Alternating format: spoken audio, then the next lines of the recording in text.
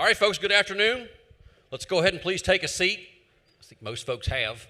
Folks, thanks for coming out to our general session here for December. For all the members in the body, one of the things that we hear the most from constituents and business owners and people in our community are very often questions about utility rates and about how utility rates are set and the process by which utility rates are modified. What are the things and factors that go into the setting of utility rates and all of the factors that influence the provision of basic utility services in West Virginia. Yet we know as senators and delegates that we often have very little connection to the process and oftentimes very little understanding of the process by which those decisions are made. We have a wonderful panel today. I'm excited about it. I'm excited about the volunteers that we've had step forward today to share their expertise with us on exactly this topic, because we know that those questions will continue to confront us as elected leaders.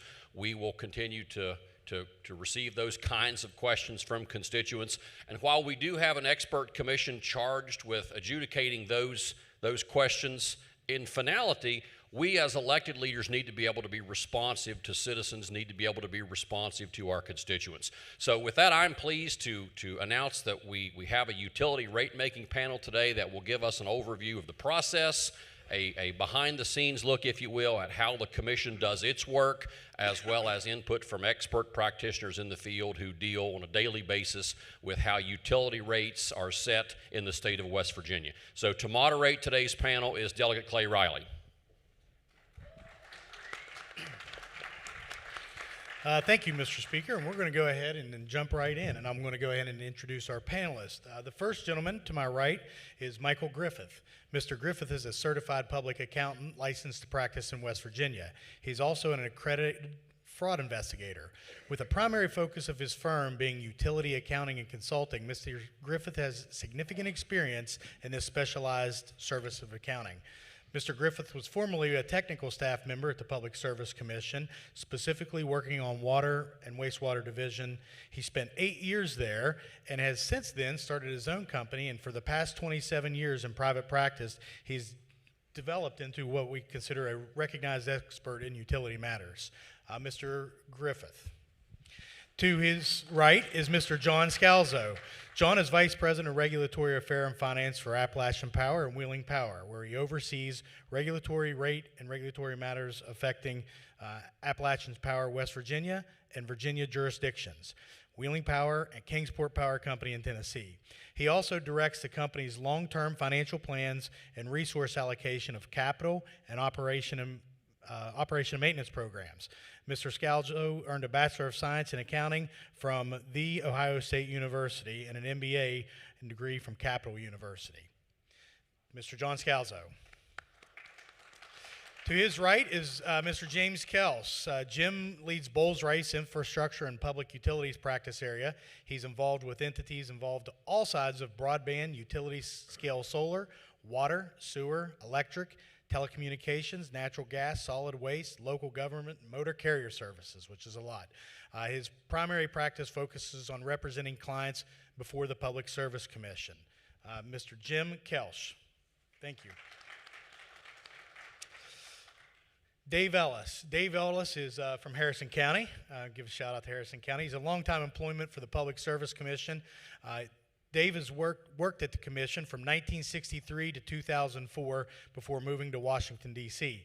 Mr. Ellis has appeared in electric and natural gas cases before FERC and has testified on regulatory issues at state and federal court proceedings. He also teaches a regulatory accounting or has taught at regulatory accounting and rate-making seminars around the country for the National Association of Regulatory Utility Commissioners. With that, Mr. Jim Ellis. So today in Rate Making 101, we're going to hit a couple of things. First, we're going to talk a little bit about historical context. How did we end up here as West Virginia? The fundamentals of rate making. What kind of process do we go through and what kind of transparency? You know, what types of things are included in a rate, a base rate or a surcharge, and what's excluded? We'll talk about policy impacts and how state and federal policies impact rates. We'll begin to look at some emerging issues, and if we have a few minutes, we may even touch into PJM. So that's our agenda for today, and we're going to go ahead and fire this up and get started with some historical context. And the first question is to Dave. Dave, what is the primary purpose of utility regulation, and why do we use a cost of service model when you set rates? Well, the primary purpose of utility regulation is to regulate a type of business that is considered to be essential to serving the public. The public utilities are not only essential, but they are also best functioning as monopolies. And I know that word doesn't sound good to most people, but many years ago it was decided that because of the capital intensity of utility companies and because of the limited geographic nature of their customer base, that competition in utility service was not economical. It was uneconomical. Now, capital intensity is an important thing to consider.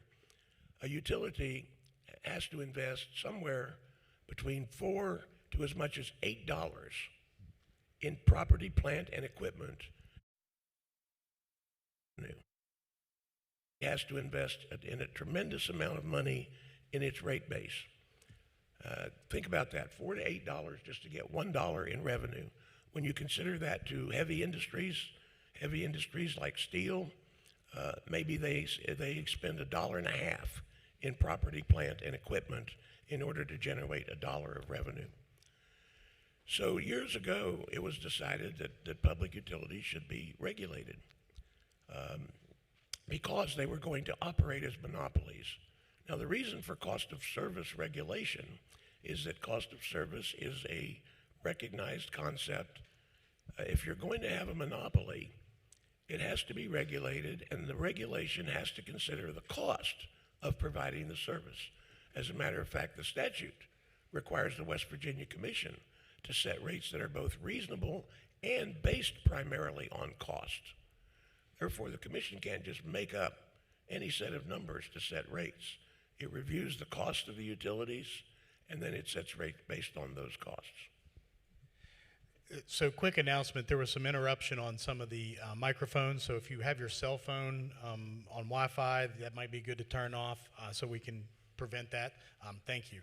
So when you talk about the costs, you're talking about not only CapEx, but OpEx as well? So, I mean... Yes, OpEx is also a big part of the utilities' cost, but the reason that they are given the status of public utilities is not because of unusual operating expenses per dollar of revenue. It's the unusual capital investment. And when you think of it, if you have a water utility that is serving your area, it has millions of dollars invested in its plant to make that water, to purify that water, and in the pipes leading to individual households. If you had competition, then you would duplicate those facilities. You would have somebody else come into the area and run pipes down the street to try to connect to the same individual households. You're not gaining customers. All you're doing is duplicating the existing facilities in capital items. And the result of that is going to be higher rates because you're going to have double the investment serving the same number of customers, and it's not economically feasible to do that. So the capital expenditure is the big thing that makes utilities so unique, as well as their limited customer base, because it's a geographic limitation. Competition doesn't produce more customers. They all serve the same customers. Thank you. That's a good explanation on that. And Jim, as you look at the development of the natural monopoly, and I think it dates back into the 1800s into England, you might even be able to talk about that. How does that really sort of shape specifically here in West Virginia? Can you elaborate a little bit on what Dave said? Sure. The Public Service Commission of West Virginia was created in 1914, and it came out of a lot of railroad regulation.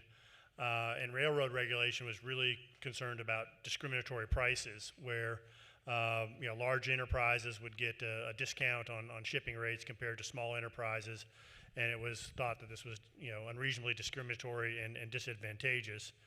And we just had at that time the development of utility systems and utility infrastructure, and as Dave indicated, it's for public efficiency. It really is a natural monopoly. You do not want duplication of facilities, but when you have a monopoly, it needs to be regulated, and it's so that limits the financial return that the monopoly utility receives, but there are burdens that go with that as well. I mean, utilities should not go out of business. If the local grocery store goes out of business, that's kind of a problem, but you can work around it. If your water utility goes out of business and you no longer have water in your house, it's no longer fit for human habitation. That's a big problem. So we want utilities to stay in business, and the Public Service Commission exists in part to make sure that they receive sufficient revenue to stay in business, and that includes attracting capital for investor-owned utilities from private markets and also internal companies. Mr. Scalzo here, AEP is a family of companies. He has to convince higher ups in Columbus that their next best dollar should be invested in West Virginia and not Indiana or Kentucky. So the commission needs to adequately reward that investment of capital, and the utilities have a duty to serve. The local car dealer, if you've got low income or bad credit, they can say get lost. The local utility has to take on every customer, serve every customer who applies for service and pays a security deposit. They can't run a credit check on them. And that's the duty to serve, because these are, fundamental services upon which we rely for, decent quality of life. Thank you. And I think the duty to serve, I think, is a very important fact when we look at, why do we ended up in a regulated utility and how the natural monopoly came about. So, Michael, let's dive into what makes up a rate base. Can you explain for us sort of how you come about with what's a rate base, and from an accounting perspective, what you look at? Rate base, and it's good that we're talking about it, because I know there's a lot of questions a lot of times, and that's for investor-owned utilities. When you talk about what's the rate base, that in very general terms is that investment we're talking about, and you subtract out the depreciation that's been taken on those assets to come up with a rate base. And there's a whole lot more specifics and detail that go into that when you're talking what makes it up. But as a general rule, that's what it is. As opposed to base rate, when we start talking about base rates, we're looking, for example, gas. The base rates for a gas company are everything that takes to operate the investment, and on the rate base side, that piece. And then you got the gas component, which gas companies, that's a specific commodity related thing. So you have the base rates and the commodity type utility need. Of course, I work a lot more for the public entities, cities, counties, PSDs, associations, those type of things, and we calculate some of those things, but we're more concerned about the actual cost of operations, the cost of the debt that utility is incurred to put in the fixed assets. We're not concerned about a return on investment because they're tax exempt. So there are two different tracks for the way we look at utility rates. But when you talk about rate base, it's the net investment that a private investor-owned utility makes, and then on a base rate is all the operating and all the costs that are not necessarily related to a specific commodity or item. Those are two things that I wanted to make sure I got out today. So let's dive a little bit deeper on base rates. So if I'm a water utility and I have a treatment plan and I have to take a loan, I might get some grants. I also have employees. So can you talk a little bit about how the loans look in order to do an extension, create a utility, and then what kind of operational returns they have and how it gets looked at is really kind of a pass-through, am I not correct?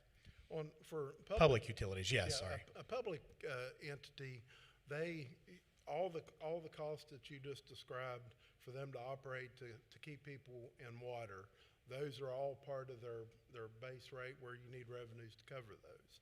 And almost every case you have bond covenants and borrowing requirements that they have to also meet, which include the principal and interest, administrative fees. Most of them have a coverage requirement that even beyond that, they have to cover at least 15% more than their net operating cost. You also have requirements for reserves. You have cash working capital reserves, which is a new statutory requirement, which has been very helpful. They also have to do their own investment. So we have to calculate and find revenues to meet their ongoing needs for pumps and for general replacements beyond just project related. So I think that's a good description on the public side. You know, when you look at the private side, can you give I know you do some gas and you do some other utilities. Can you talk a little bit about a return on equity? And I know, John, I'm sure we'll get into this as well, and how you may have a base rate and then additional surcharges for environmental or ENAC. Can you talk a little bit about that from a private utility side?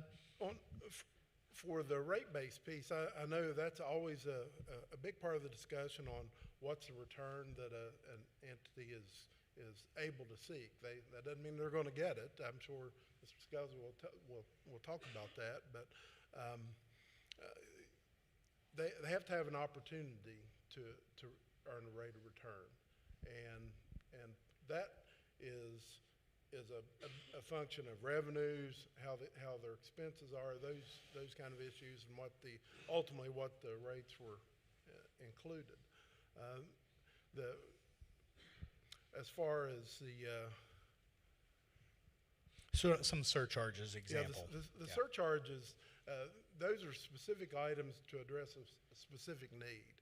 For example, Western American is our biggest water provider. They have surcharges for different parts of public partners where they've partnered with a public entity and the public entity is taken on debt, and a surcharge is paying that so that they can extend into unserved areas. That's a specific use for a specific surcharge, and those have been helpful to go to places where it's harder financially to be feasible to invest to do that.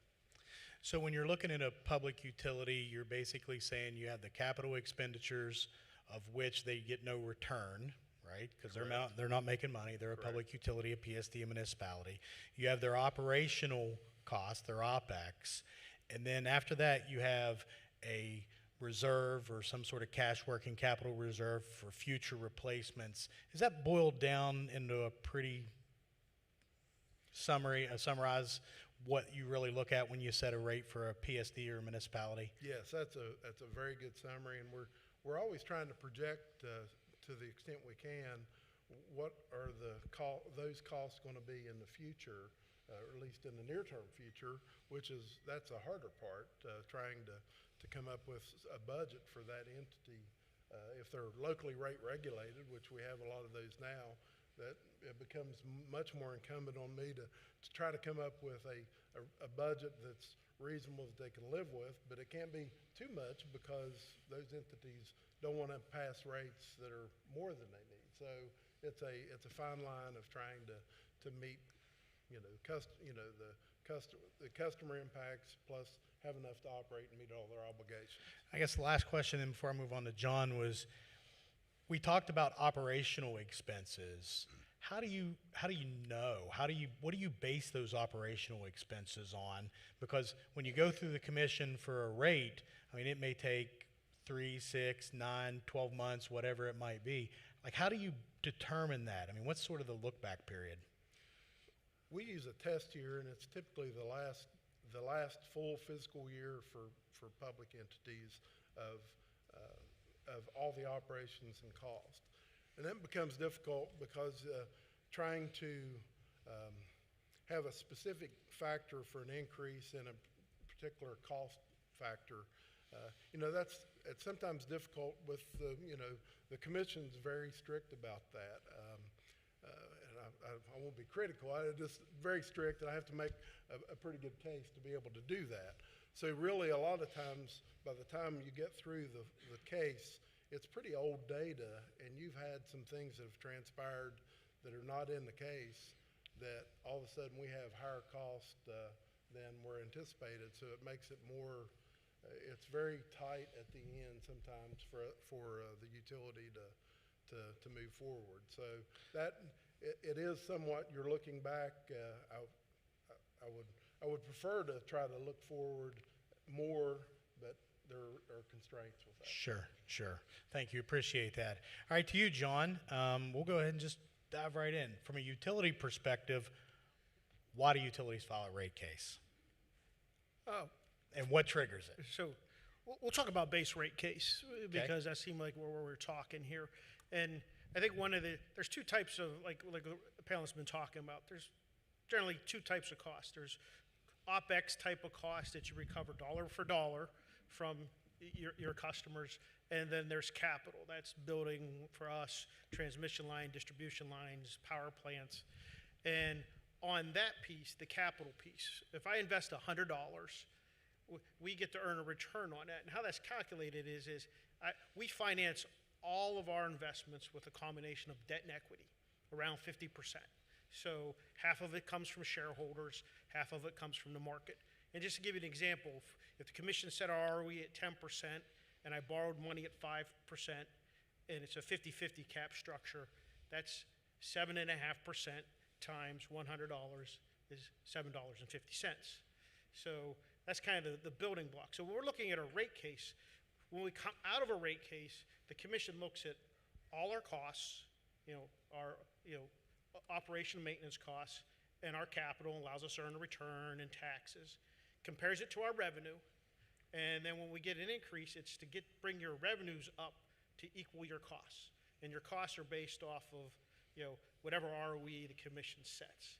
So that's day one when you come out of rate case. The issue is like he was talking about, our rates are set on a historical test year, and with a 13-month average rate base or the average of our plant in a given year.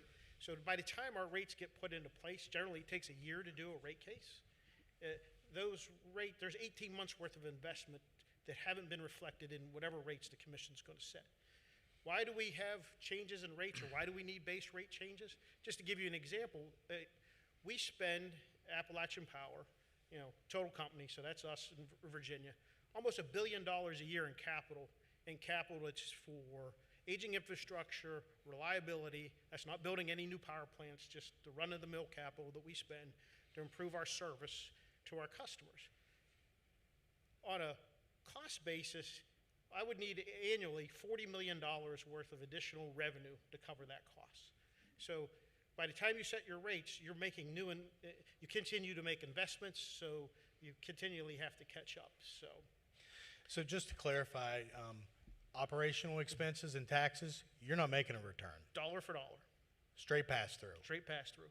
You only earn a return on your investments, and if we fund them half with equity and half with debt, half of it's paying interest, the other half goes to shareholders. So when you say you earn a return, do you earn a return, or do you just have the opportunity to earn a return? So when the commission sets our rates, they give us an opportunity to earn a return. So for our last base case, they said we could earn 9.25%. It's an opportunity because they set your rates to give you that opportunity, but by the time your rates go into place, you're making additional investments. So you may earn your return. Historically, we've never earned near our authorized return. I think the closest we got was probably within 120 basis points. So if we were allowed at one point, we were allowed to earn a 9.75. We earned like 8.6. And one other thing I want to bring up, so like Dave Ellis was saying, very capital intensive business. We get our money from two different sources, shareholders and debt markets. So just like everyone here, when you go get a car loan, you get a FICO score.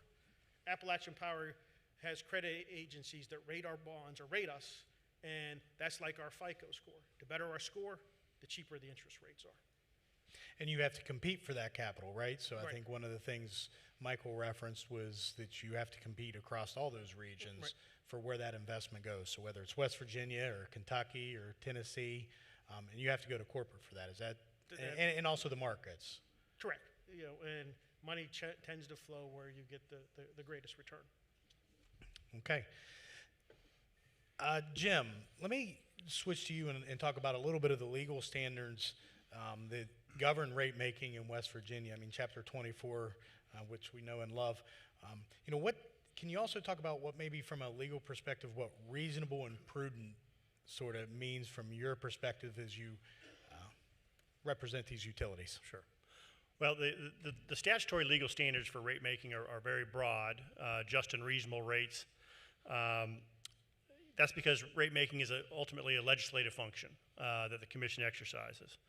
The commission does it in, requires extensive financial information. I was involved in the recent Hope Gas base rate case.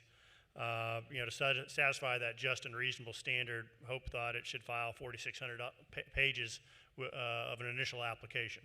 That includes, the Rule 42 exhibit, the very detailed, comprehensive presentation of, the test year, all the revenue and expenses.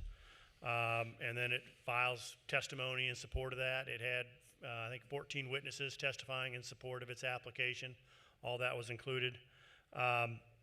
So it's a broad standard, but it's also a detailed standard that's evolved over the years with the commission, in order to, in order for utility to recover a certain expense, it has to show A, B, and C, and the utilities, remember that, and with their applications, they include all that detailed information. And then if you go to a PSC, rate-making hearing, it feels like a legal proceeding.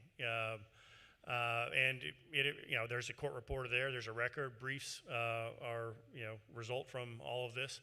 But ultimately, it is a legislative judgment based. The commission wants to get the most detailed and tested financial data it can, and I think it does have a very robust process for that. The Consumer Advocate Division, retains expert witnesses who, scrutinize the application, and these are extremely capable people. The commission has very liberal intervention practices, so I represent the Gas and Oil Association of West Virginia. We intervened in Hope's rate case, and we had an expert witness look at their materials. The West Virginia Energy Users Group frequently intervenes in these cases, and they bring a slew of witnesses to evaluate the utilities application. And the staff of the commission gives the application a very thorough review. So the commission wants that detailed financial analysis, but ultimately it is a legislative judgment, and the commission is aware of some of the basic features of life in West Virginia that you are, that we are a low income state, and also that we would like to see more good paying jobs. And West Virginia has historically had a lot of heavy industry, particularly along the Ohio River. And you look at a lot of that was because of low fuel expense, low utility expense. And I think the commission is mindful of trying to support industries and good paying jobs. They have to be mindful of not creating subsidies, where residential ratepayers are subsidizing commercial or industrial. But they are sensitive to the need to support industry, to make sure the West Virginia economy is as robust as possible. The commission has a couple of legal standards in applying just and reasonable rates. One is that rates cannot be discriminatory. The utility has to fairly charge for its services to all customers and can't favor certain customers. The commission has a policy against single-issue rate making. That the commission wants to look at all the utilities' revenue and expenses and not get isolated into just looking at one issue, because it might have the utility might have lost revenue here, but it might have gained it there, or reduced expenses somewhere else. And it has to be rates cannot be retroactive, and there are certain floors that the commission looks at that have been discussed. The rates have to meet operational expenses.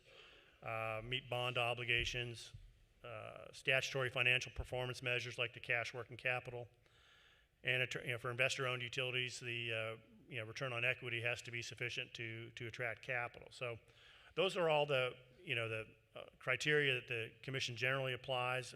It also applies some creativity. There's a little bit of judgment involved, quite a bit of judgment involved. For example, when gas prices spiked following the start of the Ukraine war, that was looking like it was going to be a very large increase to residential customers, and the commission came up with a creative way to really reduce the impact to ratepayers, by switching the demand component of buying gas from a per decatherm basis to a per month basis. So it increased customer bills in June and July, but would decrease customer bills through the winter months, and that was very creative and very helpful. So ultimately it is a legislative function, but it's a very well-informed legislative function. I think that's a really good description. And Dave, the Public Service Commission has a very unique role where they adjudicate it as well, but as Jim mentioned, you have the Consumer Advocate division as well, and they're within the Public Service Commission, but they play a different role. Can you talk about a little bit of that process and sort of what strategies does PSC implement, from creative type things to protect the public and the citizens when it comes from a rate making structure philosophy, so that you're covering what the cost needs so that we continue to provide the service, but that's what you're covering. Can you talk a little bit about the PSC and CAD and that philosophy? Okay. Just to follow up a little bit on what's been said just in the last few minutes, I agree with Jim. As a matter of fact, the PSCs, not just West Virginia, but all states, are considered to be performing a quasi-legislative, quasi-judicial function. And the reason for that is originally, back in the 1850s, when certain industries like railroads and, believe it or not, grain elevators were decided to be important public interest businesses, it was the state legislatures that got into the act by passing laws limiting the profit that a grain elevator could make, or limiting the rates that a railroad could charge for intrastate. So that's why it's considered a legislative function. That was tested. That was tested in a famous case called Munn v. Illinois in 1877. And that's when the Supreme Court, the United States Supreme Court, said yes, a business activity can become so important to the public interest that it must submit to the regulation of the state. And that meant that legislatures could actually do what they were doing in Illinois at the time and telling the grain elevator what his rules and regulations must be. But almost immediately, as the scope of public utility activities started to grow, and at that time you didn't have the public utilities you have today, but you grew into electric and then natural gas and water even. You did not have that back then as far as the public water systems like we have now. And it became obvious that you could not regulate these businesses with a legislative law. It would grind to a halt if you tried to do that. And so the states created the public service commissions that could then perform a judicial function. And the reason for that is, even though the Supreme Court had said that a state could regulate the activity of what they considered to be a public utility, there were certain due process requirements that had to be given to the utility. The decisions had to be based on a record. They had to be based on findings of fact. They had to be based on conclusions of law. They could not be arbitrary. They could not be capricious. And the order, or the statute, if you tried to leave it in a statute, would have to explain the evidence and explain why, based on the evidence, the commission came up with the decision that it came up with. Though that is what the Public Service Commission is required to do. Not just to look at a set of numbers and say, well, we think maybe give them a 10% increase. All of that has to be fully explained. Now, the way we do that is to create a significant record. as Jim said, when the utility files, the record is started. And it's many hundreds of pages, if not thousands of pages, of financial information and testimony that is filed by the utilities. But the due process has to go both ways. The utilities get their due process, but the customers also have to get due process. So the commission requires publication of notice that something is before the commission that needs to be considered. The public is given an opportunity to intervene. Usually large customers will intervene. They'll hire their own attorneys and intervene. And for the residential customers, the legislature has created the Consumer Advocate Division of the Public Service Commission, which is functionally separate from the commission, and it has an obligation to intervene in these cases and to represent the interest of the residential customers. Now, over the period of months, the commission holds hearings. It allows public hearings that are not evidentiary in nature, but it gives the general public that is served by the utility an opportunity to appear before the commission, make statements as to why they believe that the utility service is good or bad, or why they believe that the rates are too high or too low. That is not evidence, but it is important to the commission because it is the fairness factor that the commission has to take into consideration when it considers the problems that customers have with rising utility bills or poor service. The large customers that are represented by attorneys actually present witnesses. Those witnesses present testimony that says, yes, APCO asked for a 11% return on equity, but we believe that that return on equity should be 9% or 8.5%. And that testimony can't just be pulled out of the air. It has to be based on evaluation of significant market factors, market conditions. The court have told us that John's return on equity has to be consistent with what an investor could make making an investment in other businesses of similar risk. That raises a big issue in our public utility cases because an investor would have a lot of risk investing in some businesses, whereas it's generally believed that there is much less risk investing in a utility company. The commission has to consider that evidence, and they may come up with a rate of return on equity of 9.25%, as John said, rather than 11%. Once again, that number is not just pulled out of the air. Some people might think it is. But really, it's based on an evaluation of markets, an evaluation of earnings in the stock markets, what other utilities can earn, and all of that goes into this mix of information that the commission must then eventually sift through and come up with a order. And if you read commission orders in major rate cases and even small rate cases, they are very extensive. They go into a lot of detail. What did the company say? What did the customers say? What did each witness say? And then there is a section where the commission makes its decision, where it repeats each of those issues and explains why the commission makes the determination that it makes. All of that is not just fluff. That is required by law that made by the courts, by judicial decisions that have told the courts that if you're going to regulate public utilities, you have to go through this entire due process procedure in order that everybody receives a fair shake and understands where the commission is coming from when it makes its final decision. So it's a very transparent process as you go through this with the commission. And you talked a lot about it right there with you have the opportunity, if you have a standing, to maybe intervene. And an intervener would be someone who has they're a party to the case, so they could put on evidence, they could ask questions. You also hold a lot of public hearings, correct? And where someone may want to make a public statement or come make a public comment for the commission or the ALJ to hear how it's impacting them. And I guess you will also allow written protest that could be filed in cases. One thing that might be good to mention to some of the members here is how they can find those cases on the Public Service Commission website. And anyone can take that one, because I think that is pretty, you guys are very transparent as it goes. Can you add to that, please?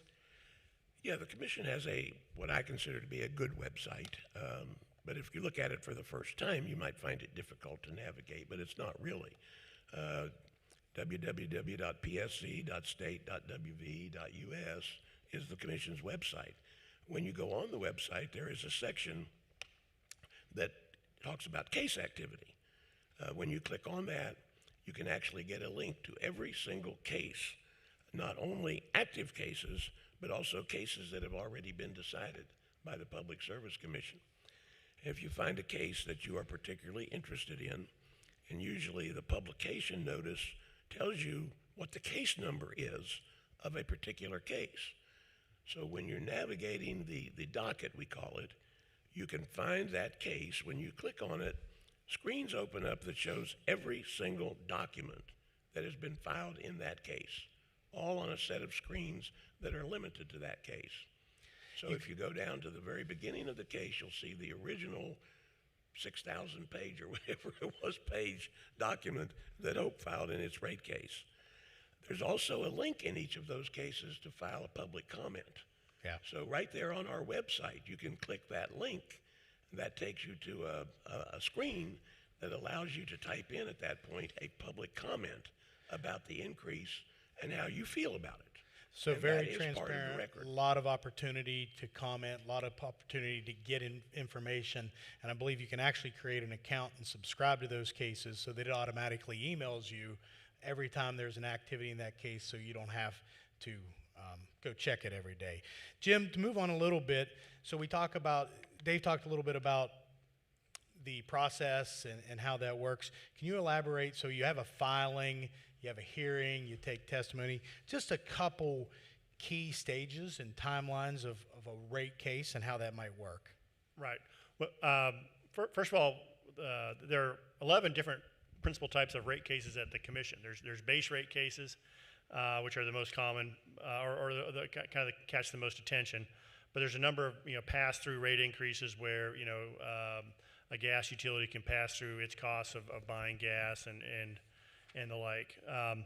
But on all the cases have a statutory time limit within which the commission must act. In a base rate case, the utility will file its application. In it, it will include the Rule 42 with all its revenue and expenses. It'll include a proposed notice to go out to the public, proposed procedural schedule, and it'll have a class cost of service study, which is a study that's used to allocate the utility's expenses so that its expenses are matched with revenue from the appropriate class, so that the residential customers pay the utility for the cost the residential class is imposing upon the utility, and so on for the other classes of customers. And in that case, the staff of the commission will issue an initial memo 35 days after the original application. It will oftentimes address notice issues. It'll perhaps suggest modifications to the utility's proposed notice, and then the commission will issue an order directing the utility to publish notice, approving a procedural schedule with due dates for the filing of testimony and conducting discovery and the like. It'll suspend the rate case, the rate increase for usually the full statutory amount allowed under the statute. And then the parties will engage in extensive discovery. Testimony will be filed by the due date. Intervention is uncommon in civil litigation. In utility practice, it's very common. So every body that intervenes is a full party with the right to present witnesses, cross-examine witnesses, engage in discovery.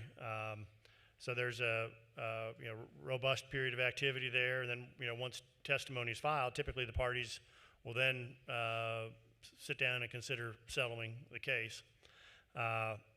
And if they can reach a settlement, the commission will still hold an evidentiary hearing and public comment hearing. and take those things in, and it'll take the commission's not obligated to accept a joint stipulation, and many times it has rejected or modified those. But it simplifies things, and it's often a good idea for the commission to accept settlements to resolve matters in an orderly manner. But there'll be an evidentiary hearing, and that can be lengthy. Those are often multiple day affairs with there might be 20 or more witnesses who appear there, and they're cross-examined by 5-6 parties. That takes a while. That a record is created, and then the parties file briefs, and then the commission issues an order based upon the briefs. So that's a nutshell of the process. It is there's a lot of expert information. There's sort of kind of a tension between you have the utilities prepare and file excellent applications. I mean the quality of the applications is very high. That's good, but it kind of makes it daunting for a member of the public to step in and have really meaningful input. I mean, if they can tell us their situation and how the rate proposal affects them, that's good. But it's hard for an average citizen to step in and catch something that the utility may have not gotten right. That isn't caught by the CAD's witness or staff witness or one of the other parties to the case. Thank you. And I think that, Jim, Dave, I think that was a great explanation of sort of the process and the opportunities of which members can get information, can learn about it, and as well explain to the public how they can participate. Michael, we talked about what was included in a rate case. There's a lot of questions sometimes about what's excluded and what are we really paying for when we pay that water bill or that sewer bill or electric bill or gas bill. Can you give me some examples of costs that might be excluded and not included in a rate case? Well, typically in a rate case before the commission, one of the things that they'll look for is if there's been a cost in the past year that is something that is determined it's going to be non-recurring, it's not going to occur in the future, that would typically be excluded. The commission, and I know in some of the private cases, they'll exclude things that are not directly related, or they've determined it's not directly related to the provision of the service. They'll make those determinations on a case-by-case basis. So sometimes things like marketing and some of those can be excluded, and donations and that type of thing might be excluded. But that's pretty detailed out in the rate case in the hearings. Is that correct? That's correct, yes. Okay. John, speaking of things that are excluded, as a utility, how do you handle a situation where cost may be disallowed? And how does that impact you going forward, and how do you handle it in the short term? So in the short term, I think you're talking about our ENEC. We had a disallowance. And you may want to elaborate on what an ENEC rate case is. That's our fuel filing, where we recover fuel and purchase power costs. The general will pass through to customers, recover dollar for dollar. So no return. No return. Commission, we had a $231 million disallowance. We appealed that to the Supreme Court. It's back at the commission for resolution one way or the other. So don't want to talk too much about it. It's an open case, but that's one example.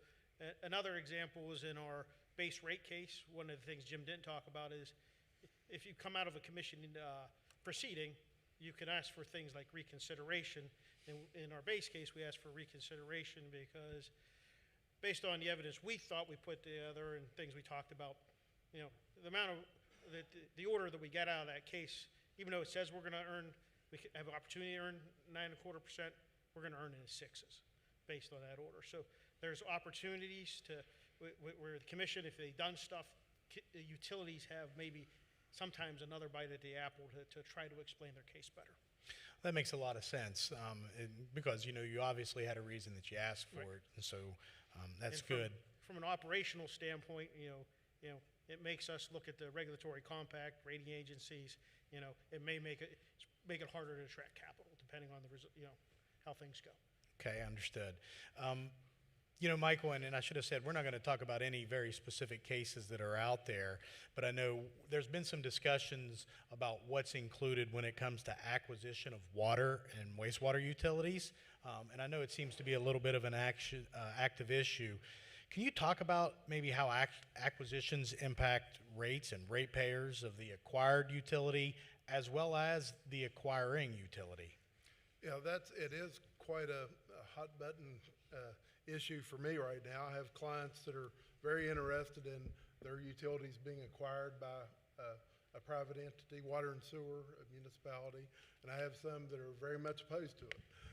So I see both pieces of it.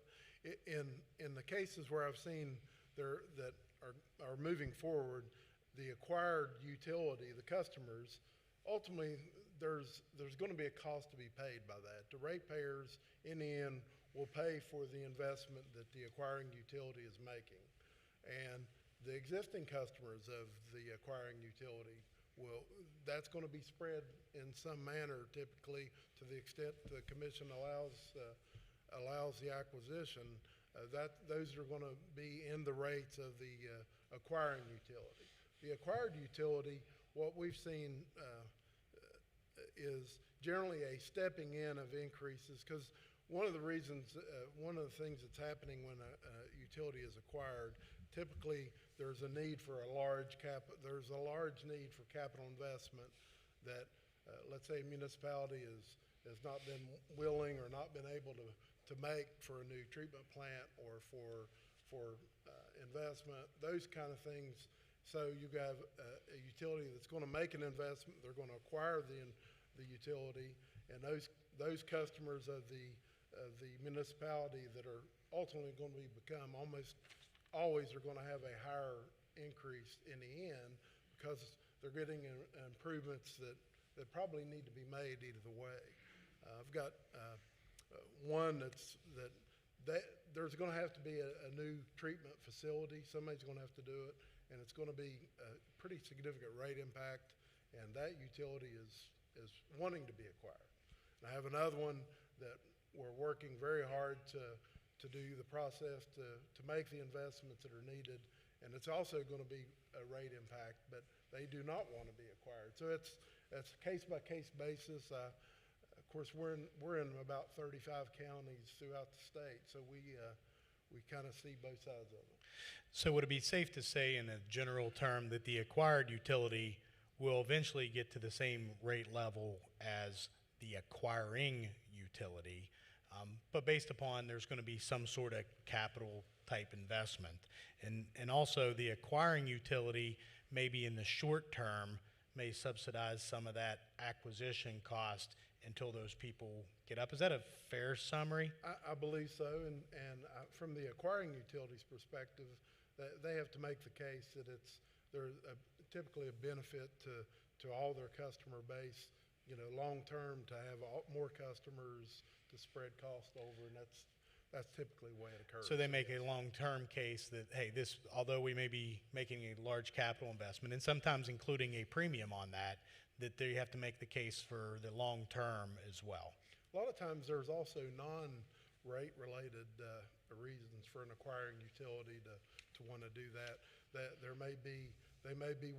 want to be in the region, they want to establish a footprint with a treatment facility for a service so that they can expand that footprint.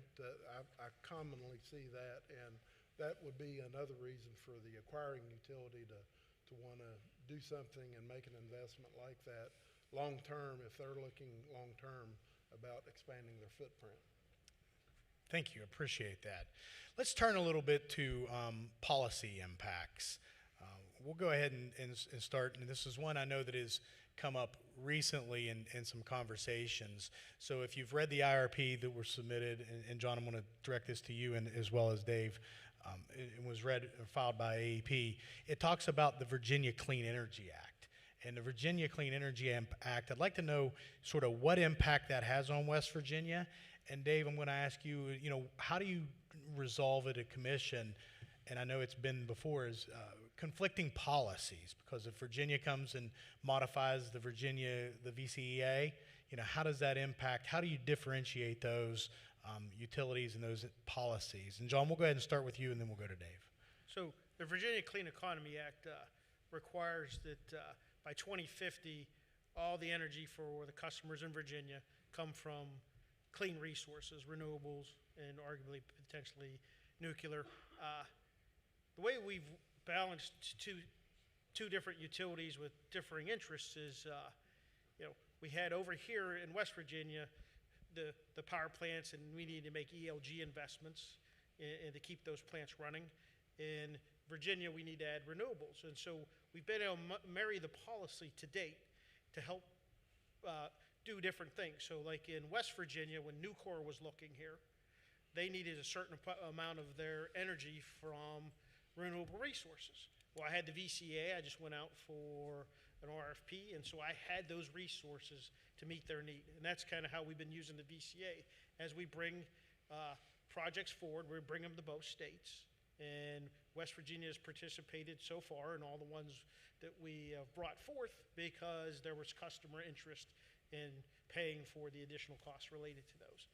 Likewise, Virginia, first, they did not approve our ELG investments, with that's effluent limitation guideline, EPA rule, and it would truncate the life. And originally they didn't, approve that. We went back to them and they approved it. So to date, the VCA has helped us in one way, helped us land Nucor, helped us meet the needs of our customers, that want renewable resources, and likewise, Virginia saw the value of the capacity that the coal plants brought. So if they hadn't approved the ELG, they would not have been able to have access into the capacity of the coal-fired generation, right? They'd have had to go into the market. Is that how that would have worked? Something like that, yes. Boiled down version. Yeah, so they would have probably had to go to market, but they originally denied it. We went back, gave them a little more information, and they saw the value and they approved it. Good, thank you. Dave, you want to talk a little bit about when there's conflicting policies as well? Yeah, the commission has to consider the policies of other states, particularly when we're dealing with a utility like Appalachian Power Company, which serves customers in both Virginia and West Virginia, because a lot of the expenses that Appalachian incurs are allocated between West Virginia and Virginia. Now, that doesn't apply to their distribution plant. Their distribution plant, which are the lines out in the streets, whatever they build in West Virginia, that's West Virginians. Whatever our policy is on distribution, we pick up all of those costs. There's no allocation between West Virginia and Virginia. The same in Virginia. If Virginia has a policy with regard to distribution lines or line clearing, et cetera, like we do in West Virginia, but it's different than ours, we don't need to worry about that because the distribution cost is directly assigned to Virginia or directly assigned to West Virginia. Where it becomes a problem is when we're dealing at a higher level, and those are facilities that serve both sets of customers. And that would be a generation plant, for example, or their transmission lines. Now, those lines serve both West Virginia and Virginia customers. And so the issues would come up if Virginia has a policy to not make a particular investment in a generation plant that happens to be located in West Virginia, frankly, but they can still tell APCO, we're not going to allow you to recover an investment that you make in that plant. When APCO comes to the West Virginia Commission, then the West Virginia Commission has to decide if the cost is $100 million, and we believe that it's important for our customers to make that investment in that plant. Our first cut at it would be make the $100 million investment, and we'll allocate it between West Virginia and Virginia because they get the use of that plant. It's roughly 50-50, basically, 45-45 with a little bit going to the federal jurisdiction. So that would be our first cut at that ELG investment, for example, which is investment that was necessary to meet environmental laws from the federal EPA.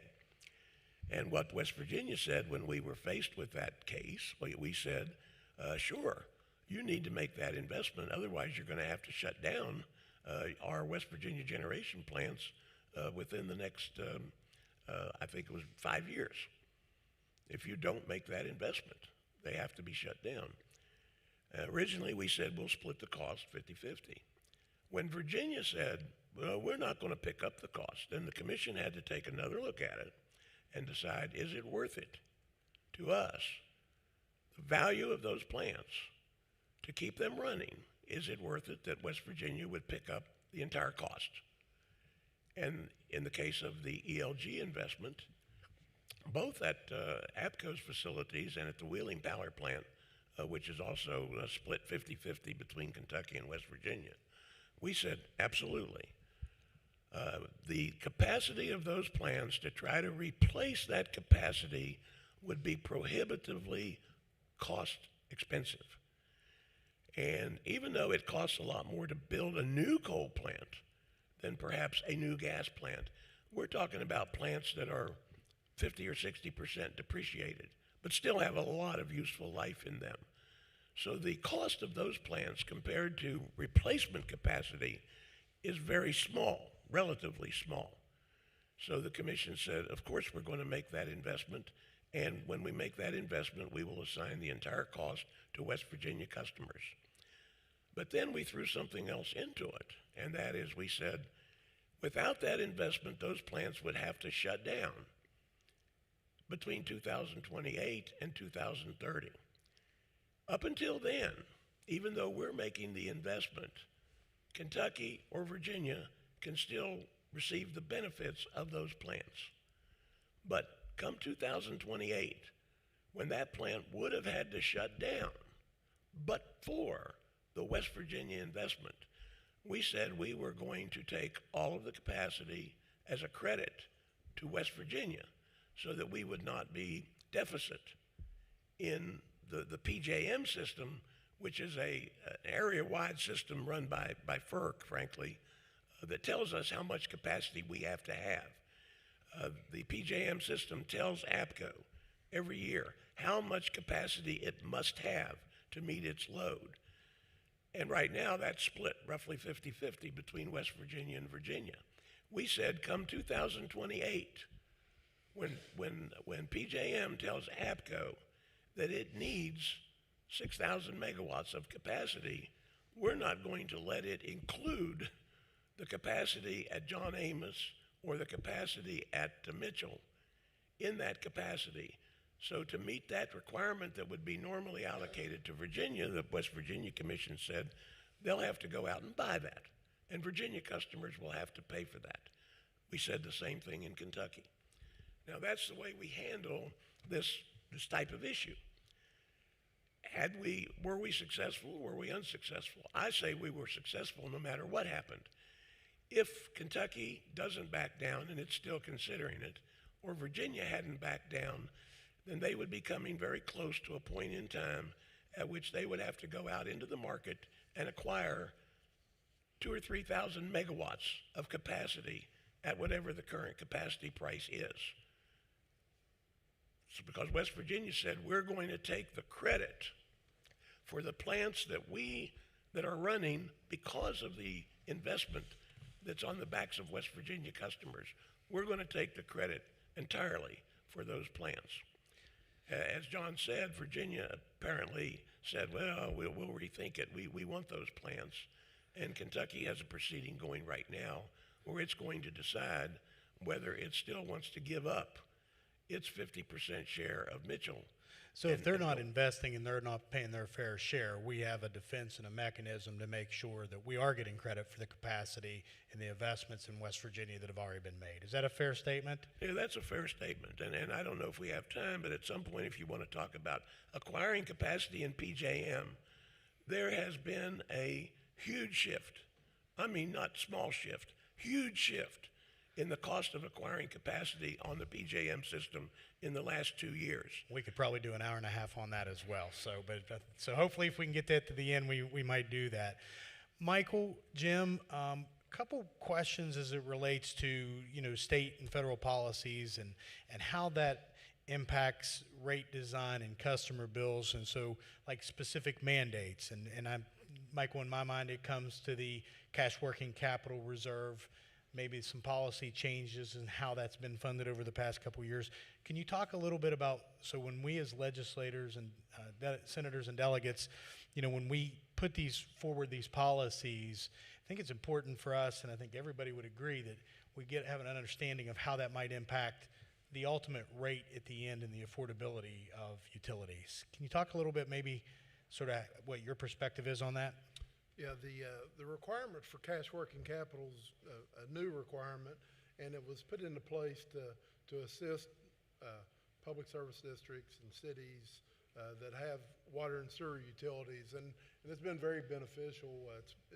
It's helped a lot, I believe, with the some of the debt requirements that are on the entities.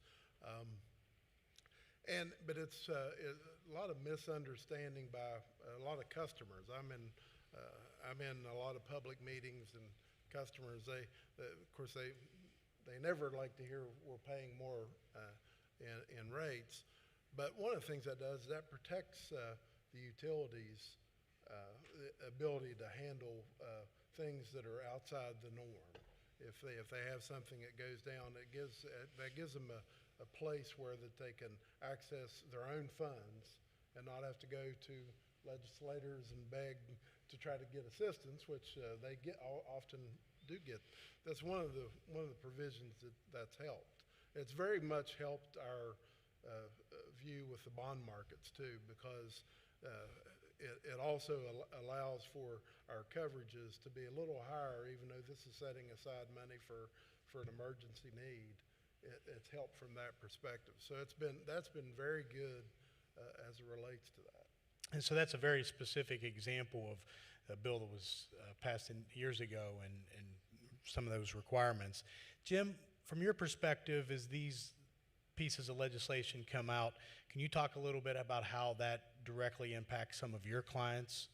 Sure. I mean, nearly all utilities are subject to federal regulation, and obviously that's set at the federal level, and you know, the federal political consensus is maybe a different political consensus than we would have in West Virginia. So, you know, like I represent a number of small water utilities, and right now they're trying to comply with the lead water line rules that are coming out, and really in their heart of hearts they think that's not a very good use of their funds, but they have to do it. And so, you know, that gets included into rates. And, you know, a lot of the, you know, I mean, they have to operate their facilities in compliance with the permits.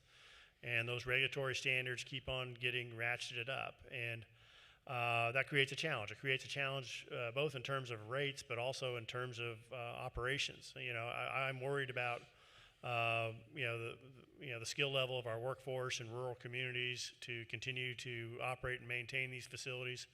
You know, the water treatment plants keep getting more and more complicated, and it's difficult to find people who have the skills and who are, you know, willing to work at the pay levels that, you know, a lot of these PSDs and municipalities are willing to pay. But you know, the facilities have to be operated in compliance with federal regulation, and there's a cost to that.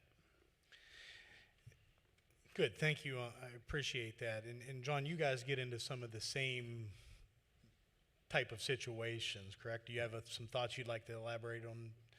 Around regulation? Yes, around regulation. So, you know, when there's federal or state regulation or laws that might be being looked at, we try to be a trusted advisor to come to either the commission or the legislature or the public to explain what those bills mean. We go out of our way to do that. I think one of the other things you wanted to talk about at one point is a lot of times deregulation keeps coming up. That was my next question, but go right ahead. And, you know, as Dave said, you know, in the past, you know, there's been a lot of clamoring for deregulation. I think the market dynamic has changed considerably. And so, you know, being subject to the market versus a regulated utility model, definitely, if I was a customer, I'd rather be in a regulated utility model based on how much I have to hear my mother-in-law complain about being in Ohio and how much her bill went up. When we look at that, we learn from it, though. So when we're looking at our rates compared to everywhere else, we compare our rates to other states. We compare them versus deregulated versus, regulated, and try to make sure we're, in line. And we've proposed, like some of the industrial customers wanted, a chance to have a little bit of market access. So we opened up a small little tariff that allowed them to shop for a little bit of their energy using market rates versus ENEC rates. So we try to learn from the legislations out there. We try to learn from the markets and try to help our customers where we can. So when you look at that, we are vertically integrated. Can you give me an idea, if you're looking at generation, transmission, distribution, a approximate percentage of the rate? What goes to generation, what goes to transmission, and what gives to distribution, approximately? So I looked at it from a cost standpoint, and so generation was 55% of your cost, roughly. Transmission was 20, and distribution was 25. Now, the reason for the big disparity between the three functions is, remember, generation, you have fuel costs to run the power plant. Very expensive. So that's one way of looking at it. Then the other way I looked at it was just our net rate base, or the investments we have. 36% of them are in generation, 34% are in transmission, and distribution's 30%. Makes sense. Thank you. So I'd also like to hit, we have, it looks like we're about 10, 15 minutes away. I'd like to hit as well on some emerging issues. Dave, we'll go ahead and start with you on this one. This morning we heard a presentation, and I think the chairman was there, about advanced technologies and smart meters and distributed generation and AI. How do you see new technologies and influencing the future of rate making? Well, it's all coming, and it's all going to be an improvement. AI is going to help utilities in planning things that have to be planned particularly for an electric utility, a minute-by-minute basis. It's going to help them to determine minute by minute how to dispatch power plants and how to do it efficiently. And years ago, that was pretty hands-on, mechanical, people doing that, figuring out how to do it, and they did an excellent job. But I think that computers, AI, are going to improve that a lot. Smart meters, good idea. We do not have the capability, for example, for time-of-day pricing. Time-of-day pricing has been around since the 70s, and we've been thinking about ways to get into it. Time-of-day pricing recognizes the fact that the cost of power, the need for capacity at night is much lower than the need for capacity during the day. And the utilities have to have enough capacity to meet their peak requirements. If you could shift capacity from the middle of the day over to the evening hours, then instead of having to have 6,000 megawatts of capacity, APCO may be able to get by with 5,000 megawatts of capacity, or at least have that surplus to sell someplace. Same with Monongahela Power Company. With AI, customers would be able to see on an hour-by-hour basis what their usage is. And if you had a time-of-day rate that told a customer, when you go above a certain level, we're going to bump up your rate. But if you stay below that level of usage, that capacity level, you can stay at a much lower and levelized rate. With the smart meters, they call them, that kind of information can be fed to customers on a minute-by-minute basis. I think that's a good thing. Now, with regard to the bad part about it, is that most of these utilities are trying to connect their important infrastructure through a connection, frankly, that hits the internet. And I think that's very dangerous. I don't know what we're going to do about it, but it's very dangerous. Now, I'm assured that when you put the telemetering on and a water plant is told what the tanks are doing and what the pumps are doing electronically, and they do that with telemetering, and it hits the internet before it gets to the plant, and the same way with the electric utilities, that it's completely safe, that nobody can get into that signal. But what I'm worried about is anytime it hits the internet, no matter how well protected you think that that is, somebody's going to be able to figure out a way to get into that.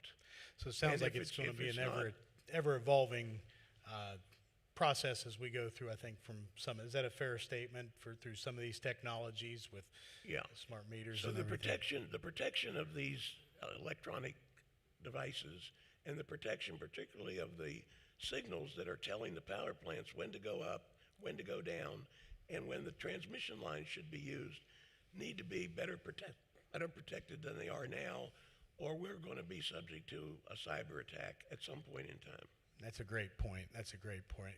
Michael, one of the emerging conversations around the country has to do with CPI pricing for regulated utilities, so consumer price index. There's a CPIU that dictates sort of every year what the utility increases in our inflation. How have you seen that, and do you have any thoughts about how that might work in West Virginia? I definitely think that might be helpful. One of the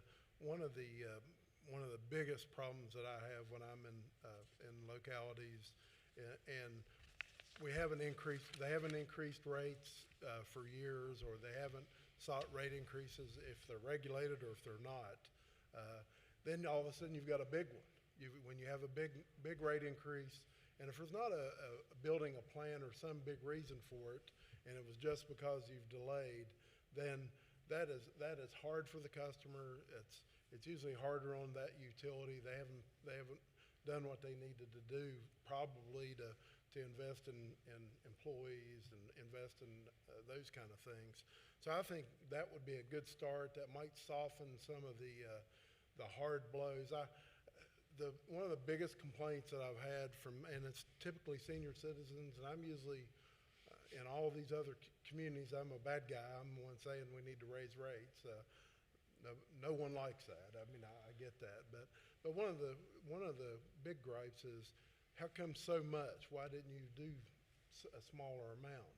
And that CPI, an index of an increase tied to that, I think that is beneficial because for one thing that is very clear to me, whatever inflation is for regular residential folks, what I'm seeing in water and sewer and gas utilities, the inflation rate over the last 5 or 6 years has been astronomical. I mean, things that when something has gone up 10 or 15%, I'm seeing 50% increase on the utility side. You see it in your business, and because it's driven by factors that are not in West Virginia. For example, if there's a hurricane in the Gulf and there's a disruption in that, it affects our pipe price when we're doing projects. So I mean, it's staggering those kind of impacts that hit us all of a sudden. So I think a CPI would be beneficial to soften some of the blows of bigger increase. And it's not even just projects, it's regular maintenance of where they're buying pipe, and rate cases can be expensive. You have to hire engineer or attorneys like Jim and accountants like you and engineers like me. And you know, frankly, from my seat, in my opinion, it's a nice way to be able to do that and soften that blow over a couple period of years without having that expense. So a few more questions and we're going to wrap up. We will be on time. I guess the last thing on emerging issues would be performance-based rate making, decoupling, affordability programs. Some of these things are gaining a lot of traction nationally. Should West Virginia consider studying these approaches, looking at these approaches? Why or why not? And John, we'll go ahead and start with you, and if you don't mind. Yeah, so from an affordability standpoint, I'm thinking more from the residential customer. A residential customer's rates is all based on kilowatt hour usage, and there's a small monthly fee. So the monthly fee for us is like $13.66, and it's a kilowatt hour charge. So if you use twice as much electricity, your bill's that much bigger. Is there a way to make the monthly charge a little bit bigger, take some of the variability out of the bill for customers? A lot of folks say, well, low-income folks, that would hit them hard. No, it would help them because a lot of our low-income customers don't have, good insulation, good heating, whatever it is. And so just simple changes like that to make some part of the residential bill a little more fixed and less variable could go a long way to help with affordability. Michael, you see this from the accounting side. What are some of your thoughts? Along the same lines, I would say the same thing with water consumption when we're talking, especially sewer. If you have a sewer customer, the cost of having sewer available before a gallon goes into it is very similar for residential customers. There's not much difference when you have I&I between family of four or one person. I think there's some value to that. I think that, and taking out the variability would help some for families too. So Great. I definitely agree. Great. Well, we have a few more minutes, and we're going to finish this up with one last question. I'm going to start down with Dave. Dave, when it comes to affordability utility rates, and maybe actually this probably isn't a good question for you, so if you want to pass, go right ahead. But what are some of the policies and areas that lawmakers may want to discuss? And actually, being a regulator, we'll kind of pass on that. I'm going to let Jim go ahead and answer that question. I don't want to put you on the spot, Dave. So, Jim, do you mind? Sure. So what are some of the policies? Talking about affordability programs, and one thing that you need to be cautious about is, let's say we want to have a discount to, the 20% poorest, customers of a utility, and that's going to result in a bump up of the rates to the other 80%. And sometimes you don't capture that full 20% of the poor people. They don't apply for it or whatever. And so, the people you're trying to help end up actually paying more for the utility service because they end up, paying the increased rate that the other 80% are paying. So, I try to tell my, utilities have they're providing a service. It's not a tax, and there's a cost to that service, and the cost doesn't, differ based upon whether a household has a high or a low income. So, and I try to advise my clients, your utility, provide adequate, robust utility service. You're not charged with fixing poverty. That's your problem. That's what you're supposed to fix. My preference would be to, address poverty through general other policies, not utility discounts. And, through, unemployment benefits, what have you, rather than structure rates around them. Because there's an accounting difficulty with that. I worry about customer confidentiality, particularly, these smaller systems, these, local PSD billing clerks, I think, already know too much about some of their customers, and that would get a little bit worse. In terms of decoupling, Mountaineer Gas has an experiment underway now to liberalize gas transportation. Most large commercial gas customers, virtually none of the large commercial buy their gas from Mountaineer. They buy it from a gas marketer. And the commission has a pilot program underway now to expand that. So smaller commercial entities, your Dollar Generals out there in the landscape, can buy gas from an entity other than Mountaineer Gas, and perhaps realize some savings there. I think that's a good development. It's a much less risky proposition with gas because gas utilities don't own production. Electric utilities own generation, and you go to competition on electricity, you're at risk of stranded costs, and that's a big mess. Perfect. Anything else, Jim? I'll leave it there. Okay, thank you. John, same question to you. When it comes to utility rates, what are some policies and areas we may want to discuss to try to help? Well, I liked your CPI index. I actually brought that up in testimony in our base case. Give the utility something to plan around.